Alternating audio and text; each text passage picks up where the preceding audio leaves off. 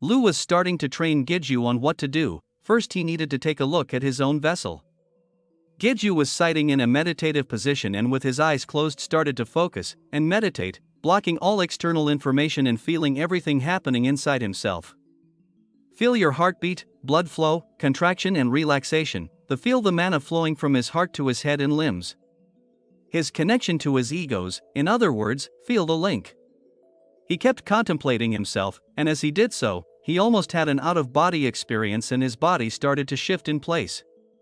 Then suddenly opened his eyes, then barfed out everything in his stomach since he gave himself vertigo. Brunhard concerned asked his master if he was okay, while Lu asked him what did he see. Wiping the sweat from his face, he replied he saw an enormous void. Lu started to laugh and told him only to take a little look, but he managed to look into the entirety of his vessel when it hasn't even been 3 weeks, and called him a monster. Sighing, Giju leaned against the wall and started to drink some water, saying so that's what his vessel looks like. Lu thought it would take him at least 2 months, but he has progressed faster than expected. Giju thought to himself that an enormous void that humans likely cannot fathom. His mind was getting dizzy just from perceiving it. Our hero asked if everyone had a vessel like that, to which Lu answered incredulously that he needed to be more aware of how special he was. Giju said that he knew he wasn't ordinary but it was a bit embarrassing saying it himself, but Lu corrected him saying he didn't know a thing. The reason why he couldn't level up, and why so many powerful individuals are so interested in him, and why he managed to possess a gate that no one else could, and no, he couldn't say more since he would be penalized if he said any more. All he could say was that he'll know when the time comes. If he's done resting, let's continue with the training. Even if resurrecting her was possible, she shouldn't be left like that for too long. Giju agreed, the sooner the better. Lu continued to tell him that what he needed to do now is to find the power of life within his vessel, and as he said before, Elle sacrificed her power of life to save him. Hence, its remnant must still be inside with him, so find that.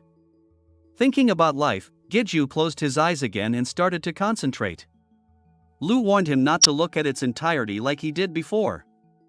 Just a portion, find the beings taking their place within the void. Wondering about beings, Giju's consciousness faded and he woke up within his vessel. And the first thing he saw in front of him was a red flaming mass. Could this be death? He wondered out loud. Lu told him that it was correct addressing him as Egomancer, as an eye opened within the being known as death. Lu told Giju that he did a good job of finding him, now it was time to find the others. Shifting his head from left to right, he looked around. Then he noticed a shape in the distance, asking if that could be Brunhard. In response, Brunhard shouted in delight that he got it right, it was him. Giju was fascinated that egos in his vessel took forms like these. The one in the form of a wolf must be Rain, while those two with indistinct forms must be Hermes and Oberon. Then he wondered where the elder might be located, when suddenly he heard metal clashing from a direction. Upon looking in that direction, he found a red shape of the elder using his hammer and making something on his anvil. Getting closer to the elder, he wondered if he could touch him, but a stern warning came from Lu telling him not to touch him. That's a link connected to reality, and no one knows what sort of result his actions might incur. Was he willing to handle the consequences of his actions? Putting a head behind his head sheepishly, Giju told Lu he should have told him sooner, but putting everything to aside, he still have not seen the life that Lu mentioned about earlier. How was he supposed to locate it in such a huge space? Lu told him he can, just feel for the power of life. Since he had wielded the power of life before, albeit indirectly, when he restored the elder's ego with the help of 9, Lu advised him to recall that memory. Giju with his eyes closed pondered. It felt vague until now, but he was starting to understand the interior structure of his vessel. This place was divided into 2 major sections, the territory of death where Lu was located, and the territory of the other egos grouped together. Then he found it, and Lu commented that while he did tell him to find it, he found it surprisingly quickly, and he's no longer even surprised anymore. In the distance was a glowing golden star, along with the territory of death and the territory of the egos. The place where the golden star was location make a triangle with the other 2 territories. As he approached closer, it was a golden ball. Was this life? All he can see is a small marble. He asked Lu what he should do with this, and Lu answered him with a question, are you ready? In puzzlement Giju asked ready for what, and Lu told him that he had to make contact with it, but even he couldn't predict what will happen once he does that. So be prepared and resolve himself to any possible outcome. Without a moment's hesitation, Gyeju approached the golden marble and said it's something he has to do anyway, so there's nothing to stress over, then touched the marble. In the next moment, the ball glowed brightly, filling the whole area with its aura and light, like that of a glowing sun. What followed was a scream of pain coming from Gyeju back in his basement, who had bloodshot eyes and was gripping his throat with both his hands tightly. As blood started to ooze out of his eyes, his ego shouted to him out of concern, telling him to snap out of it. As he fell to the ground, Lu told him to get a hold of himself and focus. If he doesn't, he could seriously die at this rate. As we see Gyeju lying on the ground with blood coming out of all the orifices on his head. Gyeju was feeling like his insides were contorting. Was this the price for meddling with life? Lu continued to tell him to get a grip and focus, or else he was going to die. With his shaking arm, he formed the black sword on it, and held the sword in the air for a moment. His egos asked in concern what he planned to do, but in the next moment Gyeju plunged the sword into his legs. In doing so, he was able to get some control over his senses, and Lu called him a nasty son of a, but remarked that it's fine that it brought him back to his senses. Lu then advised him to listen carefully, since the next step is for him to change his vessel's construction. Being puzzled, Lu elaborated, telling him that right now, the life that's bursting out is clashing with his death. The two don't mix well like oil and water, but even worse than that, and it's no wonder he's in such pain.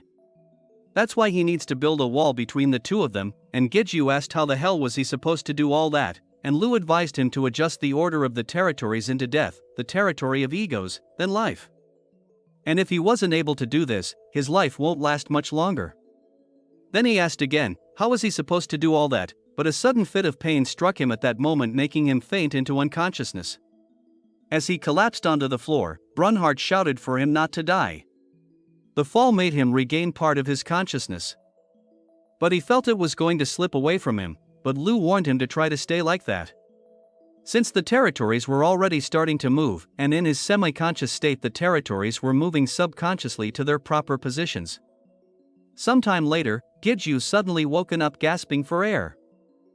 Lu asked if he was finally up, and all Gyeju could do was stare blankly up from the ground. Then slowly sitting up with his hand on his head asked if he passed out and what happened. Lu told him to check for himself by looking into his vessel. While closing his eyes, Gyeju ventured into his vessel again, and what he found was that within his vessel the two forces of death and life were being kept apart from each other by his other egos. Rain and Oberon was pushing back death, while Brunhart and Hermes were pushing back life. And supporting both sides was the Elder in the center. Then a system notification informed him that the level of assimilation has increased, and he had perceived life. An updated status window showed Gyeju's current status. His assimilation was now S-ranked, and he can use up to 80% of a ego's stats, and he can now wield life. While Gyeju is thrilled at learning the life skill, Lu tells him that he was very lucky that the egos came forward on their own, and the remaining energy of the elixir he couldn't fully absorb helped prevent his vessel from being destroyed. Rather, his vessel has expanded compared to before, so he guessed it was a blessing in disguise. Gyeju thought about the elixir's energy, and reasoned that it might be why his injuries are all healed. Then getting up, asked Lu what does he have to do now. Lu told him that he needed to practice controlling it now. He's sure that he will quickly get the hang of it since he's controlled death before, but not even he should be able to do it so easily. But before he could finish speaking, Gyeju had already called up the powers of life in his left hand, and asked if this was it, to which Lu replied with a curse saying, he should at least do it after he finished explaining. Gyeju thought to himself that Lu was starting to get a little condescending, but asked out loud if that was a compliment. Brunhart shouted that his master was a genius.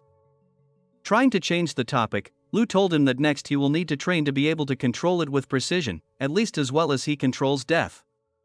That aside, it must be because life and death were completely segregated, the fear he was expecting didn't happen. When Gyeju asked what that was, Lu just passed it off as just something, and told him to keep training. That elder is going to take a long time to repair the sword, so he would have plenty of time. Gyeju agreed, saying that the elder did say it was going to take a while, and he was saying it was a shame he couldn't reference an intact holy sword. Lu informed him that was the objective of this training. Then Lu called on Brunhart, who opened a gate and the rustic sword came pouring out. Giju commented that these are the rustic holy swords they got from the 40th floor, and Lu confirmed it. He had the skeletons collect them while Giju was passed out on the 40th floor, and now was the time for their training. Giju only had a puzzled look on his face and he started to sweat a little. Then Lu told him to start resurrecting all these holy sword corpses with the power of life. Meanwhile outside, Giju's mother was asking if she really didn't need to be helping out, and Teshik replied that it was okay. He's simply paying back what he received from her until now, while putting on an apron in the kitchen, telling her to just sit there and relax. He said with confidence that while he may look like this, he is very confident in his cooking ability and he should be able to whip up some delicious lunch in a flash. Then asked if Giju was still not coming up from the basement, since he hasn't seen his face in a while. The mother replied that he's right, it's been over a month, she hoped he was at least eating well. While laughing, Teshik said he was sure he's doing well on his own, he's not someone who can't take care of himself. Then to himself, he thought not to lose focus, since he'll never get another chance like this, the perfect opportunity to show his appeal to Giju's mother. He's lobbied Giju all this time for a day like this, and he even learned how to cook from a famous chef through his connections with the association. It's time for those efforts to shine. As he skillfully cut all the ingredients and put them into a pot, then the moment he took a sample of his dish to taste. His only thought was that he screwed, wondering where did it go wrong, he needed to fix this somehow. Suddenly vibrations shook the house, and strange noises came from the basement. Teshik told her to stay here, he will go take a look. Upon entering the basement, smoke coming from inside made him cough. Cursing Giju, he asked what was he doing to his house. As a voice told him not to come any closer, Teshik was shocked at the sight before him, as three angels had their swords pointed at him. In unison, they asked to be allowed to purge the being in front of them from their father, as Giju can be seen standing behind them. Resurrecting holy swords, it wasn't as easy as it sounded. Most of the time, infusing life into the rustic swords ended with the swords shattering into dust. Lu sarcastically asks if he thought it'd be so easy. Death and life are similar in application, but he's already been skewed to one side too much. Even a self-proclaimed genius like him couldn't be able to do it so easily. Being annoyed, told Lu to remain silent if he wasn't gonna help. Tossing the held aside, he reached for the next rustic sword on the ground. As always, Brunhart encouraged his master with his cheerful disposition. Closing his eye and focusing, he returned to infusing life into the rustic sword again. As he continued, when he got around to having only 30 swords left, he started to perceive the holy swords cores. Although he failed countless times before, he was starting to get the hang of this. Lu told him that he did a good job finding it, since that was similar to its brain or heart for a human. It was now his job to let blood flow into that area. Thinking to himself, Giju only had roughly 70 to 80 holy swords left. H encouraged himself, telling himself he can do it and he will succeed, no matter what. Staring at the last 3 remaining sword on the ground, Lu told him what a way to screw it up. What now? Did he want to take a break, since it could be his mentality that might be the problem? Giju replied no, he wanted to try it just one more time, since he can feel something tingling, and didn't want to lose the feeling if he rested. As Lu was telling him to do as he liked, Giju had already started to infuse life into the sword. Sensing that the effect was working, Lu told him to keep it up, but suddenly told him to wait and stop, since he was cramming too much inside. Giju told him that it wasn't him, it was doing that on its own. The power of life was being rapidly absorbed by the sword, and at the rate it was going, it could fail again. Lu told him that it couldn't be helped, since he's gotten the hang of it, just give up on this one and move on to the next. However, without heeding this advice, Giju reached for the remaining 2 swords lying on the ground. If one can't hold in all this power, he was going to spread it between all 3. As all 3 swords touched, the glow of light expanded brightly. The reaction from this shook the house. He was explaining the situation to Teshik, that after he passed out like that, and when he woke, there were 3 angels by his side. Teshik still couldn't believe that 3 angels were kneeling in front of him. Giju sheepishly agreed that it was hard to believe at first. Lu was laughing and commented that he was very astonished. He only told him to resurrect holy swords, but never in his wildest dreams did he believe he would end up creating angels instead. Giju again apologized to Teshik that the angels threatened him, since he had no time to stop them. But Teshik told him there was no need, he didn't mind stuff like that, since they weren't even much of a threat to him anyways. The three angels were very offended by the comments, and one of them shouted that he was a dangerous man, and another shouted that he must be put down, while the last requested that he give them permission to do so. Giju quickly told them to be quiet, and they bowed their heads in unison and agreed. Teshik commented that seriously life, holy swords, angels, he managed to do the absurd things almost every day. It would have been hard to believe if he hadn't seen it with his own eyes. Giju asked him to keep it a secret, even from the association president if possible. Teshik told him that he won't tell anyone, and he wasn't even close enough with him that he would gossip with him. Giju reminded him that they were father and son, so they should at least fix that and try to be at least nicer to each other, all the while laughing nervously. Putting everything to the side, Teshik said he had something he wanted to tell him. So Giju opened the gate and told the angels to stay in there, since it'd be a bit uncomfortable for them if they just sat there like statues. When one of the angels addressed him as father, Giju was still unnerved by it, while Teshik just laughed in the background. They asked if they could be given names, and while Giju was pondering on what names to give, Lu remarked that it's here, his master's naming time. While Brunhard wondered what kind of names they will get. Giju pointed to each angel and called them by their respective names, saying, "You are Hamiel to one of the male angel. You are Camel to the other male angel, and lastly to the female angel he named Anael." Then asking them if they were fine with their given names, while Lu commented that was fast. With tears flowing from their eyes and glowing brightly, all three angels in unison told him thank you so much father. Nervous by their reaction, he told them he was glad they liked them. As the angels entered the gate, Lu laughed, saying that a human granting names to angels was very interesting. Then turning to Teshik, Giju asked what did he want to talk about. Teshik told him it wasn't much. He just wanted to share some information about the Carven Guild. Asking if he wasn't curious about their progress, right, but to be fair, there hasn't been much progress.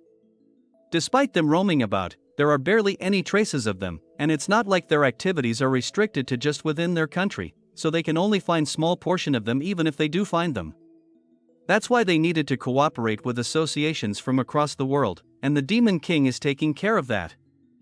Compared to a has-been like him, her influence stretches pretty far. Giju laughed, asked who would dare to call Behemoth a has-been, but Teshik cuts him off saying it was the Demon King, and Giju simply replied with an "oh."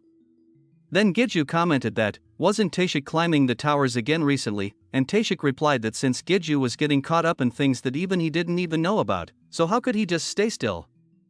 Thinking to himself, besides the reason he settled on a desk job in the first place was to take care of Giju who couldn't level up. So there's no need for him to keep doing that anymore. Teshik continued to tell him that one more thing, that doesn't directly impact him.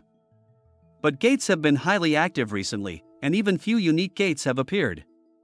Giju was surprised by this bit of news, since the last time he entered a unique gate, he was able to link up with it.